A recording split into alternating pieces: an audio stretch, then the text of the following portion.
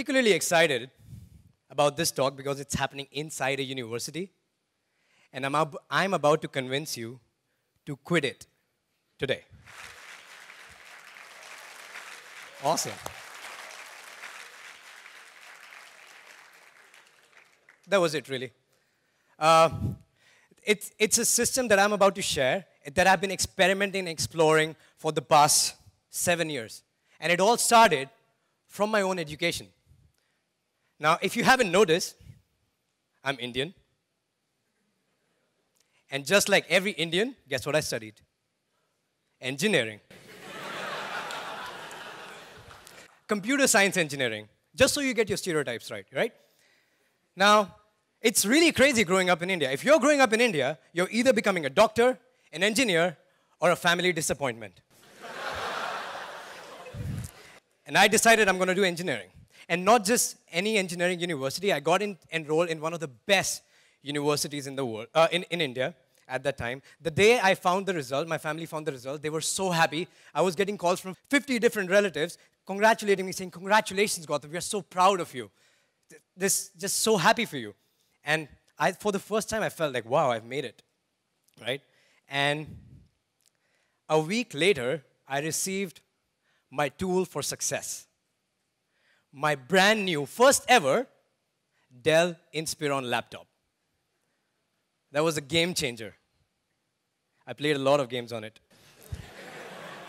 And as I was entering my university, I had my brand new laptop, I had my newfound freedom, so many new people to look forward to, and a beautiful campus. Super excited. But that excitement didn't last very long. Fast forward a year, I couldn't even wake up in the morning. I was so demotivated. I couldn't walk into my classrooms. I would walk into my classroom and I would feel like I'm entering a prison. The classes were not, I didn't think I was learning something that was relevant to me. The classes were not engaging. The lectures were boring. And every single person around me was focusing on memorizing everything and blurting it out at the end of the year in the examination. Everybody saw it as a means to an end, as light at the end of a 4-year-long tunnel, which is a successful job as an engineer. It didn't gel with me. I couldn't do it. First, I felt like, oh, maybe I'm the weirdo in the class. How many of you know some weirdos in the class? There you go. First, I felt that's who I was. Then I felt maybe I've lost my edge, and maybe I'm not set for success. And then I did what any other student would do. I started immersing myself in cultural activities and extracurricular activities, student clubs, just so have something to show on my CV. And I stumbled upon this organization called ISEC. Have you guys heard of ISEC? How many of you? Fantastic. ISEC is the world's largest youth-run organization that aims to develop youth leadership. I joined ISEC, and that hit home for me. It was incredible. Like, I started doing the thing that I loved. I was with the people that I loved. I was doing leadership training for some people. I was learning, like, people management. I was learning, I was, like, helping underprivileged kids on some projects to discover their own passion, right? And I had a team of 12 different people from India. 4 of them are family disappointments, by the way. And I started noticing something interesting. I started meeting incredible people from different education backgrounds, engineers, architects, doctors, economic students, art students. All of them were feeling somehow education has failed them. For the first time, I felt that I was not alone.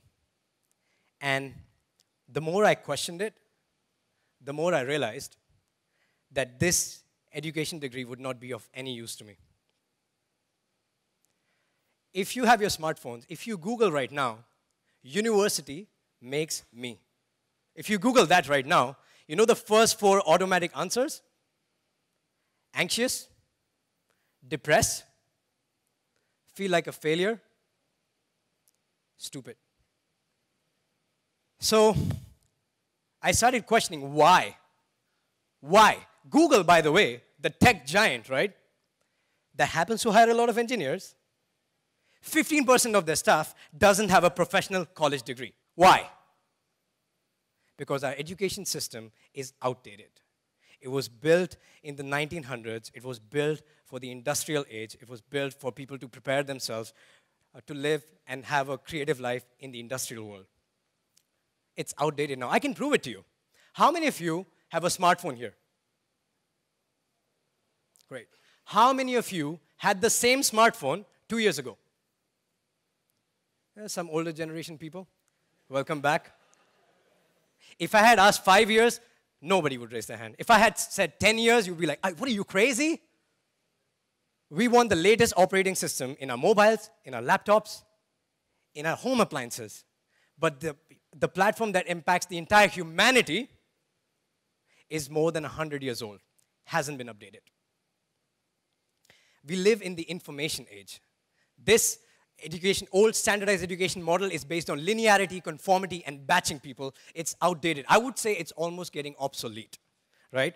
We live in the information age. Something that you learn in the beginning of the university is obsolete by the time you graduate. Peter Diamandis, he said, between 2016 and 2022, there will be as many technological changes, as many as we had between 1900s and 2000. That's more than 2,000% growth. And that's just the beginning of the exponential curve. Many of the interesting jobs today that we have didn't exist 5 years ago. What do? We don't live in the age of standardization. We live in the age of customization. Let me tell you a story. Do you guys know this guy? Kevin Systrom. So this guy worked in a marketing job. During the day, he would work in a marketing agency, and he will come back home, take out his computer, and start programming, right? And he got so good at programming, he built an app called Bourbon. He later, after a few iterations, called that app Instagram. At the age of 28, he sold that app for $1 billion to Facebook, Mark Zuckerberg, a college dropout. We don't live in the age of standardization. We live in the age of customization, and everybody can teach themselves. No two people are the same. How many of you have siblings? How many of you have siblings? Perfect. Did your parents ever come up to you and said, hey, come here, remind me, which one are you again? Never happens. Even if you're Indian, doesn't happen. There's 500 million people there. Doesn't happen. No two people are the same, and neither should be their education journey. I had an uncle once. I still do. I hope, after I tell you this story. My uncle, who's also an engineer, obviously, his face resembles one of the biggest Bollywood actors, Aamir Khan. Pretty cool, right? So I'm sitting at home with my friend, and my uncle walks in, and my friend looks at him and says, wow, you look like Aamir Khan. And to that he says, oh, no, he looks like me. We all want to be unique, at least the original copy, right? And we are unique. Start designing your unique education. And it's never been easier. Did you know that all the classes that MIT students are taking today, you can go online and take the same classes for free? Not just MIT. You can go on edX.org. There's MIT, Harvard, Berkeley, some of the best universities in the world. Pick the courses you like. Take them. Do you guys know Udemy? You can go on Udemy and learn basically everything from programming to photography, right? Turn your passions into your professions. You can do that. Most of the courses are less than $200. I've purchased courses in their promotion for $15, right? You can do that. Start educating yourself. And that's the first key, just the only one. The next one, here's how you take it to the next level. How many of you know this guy, Elliot Bisnow? No one. Great. So this guy was a young American entrepreneur living in US, starting out as a digital entrepreneur at the age of 24. He felt really lonely. He didn't have, he had a lot of unanswered questions. What he did, he picked up his phone, started calling successful digital entrepreneurs in US and said, hey guys, I stay in Utah. I'm inviting a lot of digital entrepreneurs. Why don't you come hang out with me? And you know what? I will pay for it. He took $50,000 on credit card debt and invited 50 different entrepreneurs for one trip. But then he was on to something. Next year, 200 people came, and they paid. The year after, 700 people came, and they paid. Today, he gave birth to what we call the Summit Series. People like Richard Branson speak at that event today. And he was voted as the coolest entrepreneur by Inc. magazine in 2009, right? You know what he was doing? He was bringing together people with similar interests, similar pain points, and similar lifestyles. And that's the key. Find your tribe.